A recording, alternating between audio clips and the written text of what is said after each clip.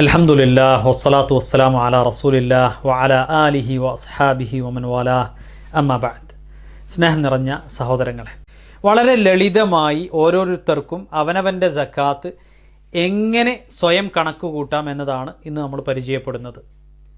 ആദ്യമായി നമ്മൾ മനസ്സിലാക്കേണ്ടത് ഒരാൾക്ക് സക്കാത്ത് നിർബന്ധമായി തീരുന്നത് എപ്പോഴാണ് എന്നതാണ്.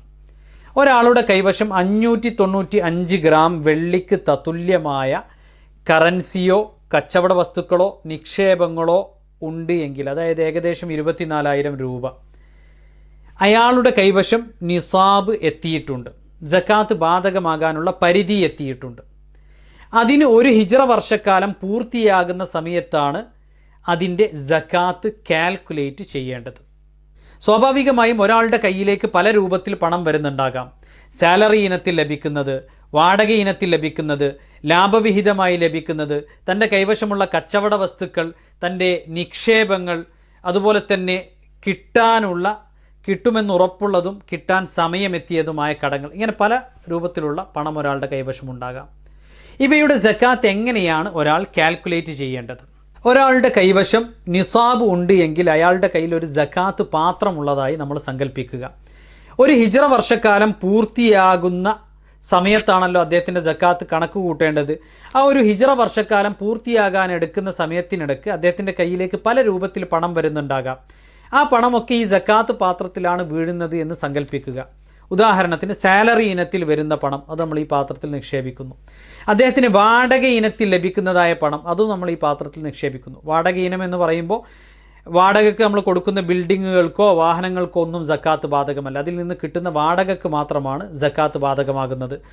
അതുപോലെ തന്നെ അദ്ദേഹത്തിൻ്റെ നിക്ഷേപങ്ങൾ, ഇൻവെസ്റ്റ്മെൻറ്റ്സ് എന്ന് പറയുമ്പോൾ സേവനാധിഷ്ഠിതം ഉണ്ടാകാം, സർവീസ് ഓറിയൻറ്റഡ്, അതല്ലെങ്കിൽ പ്രൊഡക്റ്റ് ഓറിയൻറ്റഡ് ഉൽപ്പന്നാധിഷ്ഠിതമായ ഇൻവെസ്റ്റ്മെൻറ്റ്സ് ഉണ്ടാകാം.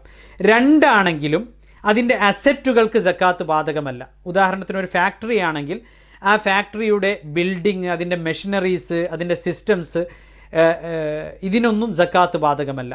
അവരുടെ ആ സംരംഭത്തിൻ്റെ കൈവശമുള്ള കറൻസി എത്രയാണോ, കച്ചവട വസ്തുക്കൾ എത്രയാണോ, അതിൻ്റെ സ്റ്റോക്ക് എത്രയാണോ, അതിനാണ് സക്കാത്ത് ബാധകമാകുന്നത്. അതിനനുപാതമായ സംഖ്യ തൻ്റെ നിക്ഷേപങ്ങളിൽ നിന്ന് ഇതിൽ പരിഗണിച്ചാൽ മതി.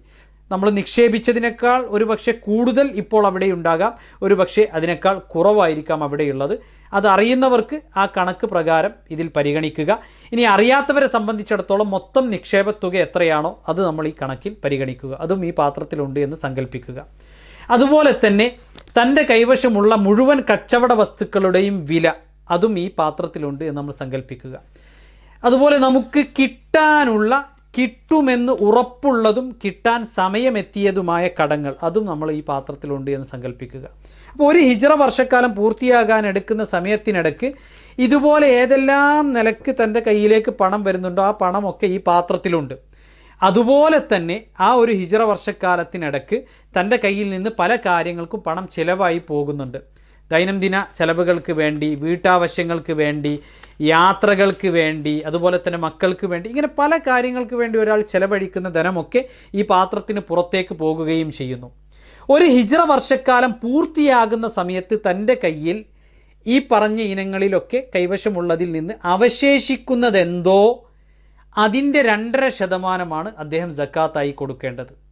അപ്പോൾ സാധാരണ നിലക്ക് സക്കാത്ത് കണക്ക് കൂട്ടി വരുന്നവർക്ക് അതേ സമയം തന്നെ പരിഗണിച്ചാൽ മതി.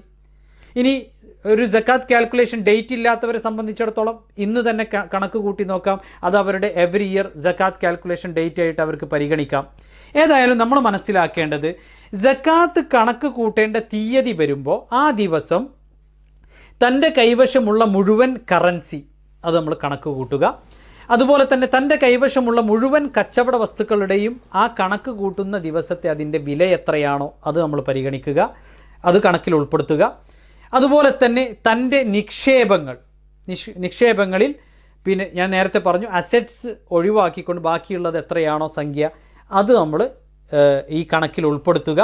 അതുപോലെ തന്നെ തനിക്ക് തിരികെ കിട്ടുമെന്ന് ഉറപ്പുള്ള സമയമെത്തിയിട്ടുള്ളതായ കടങ്ങൾ, തിരികെ കിട്ടാൻ സമയമെത്തിയിട്ടുള്ളതായ കടങ്ങളുണ്ടെങ്കിൽ അവയും നമ്മൾ ഈ കണക്കിൽ ഉൾപ്പെടുത്തുക.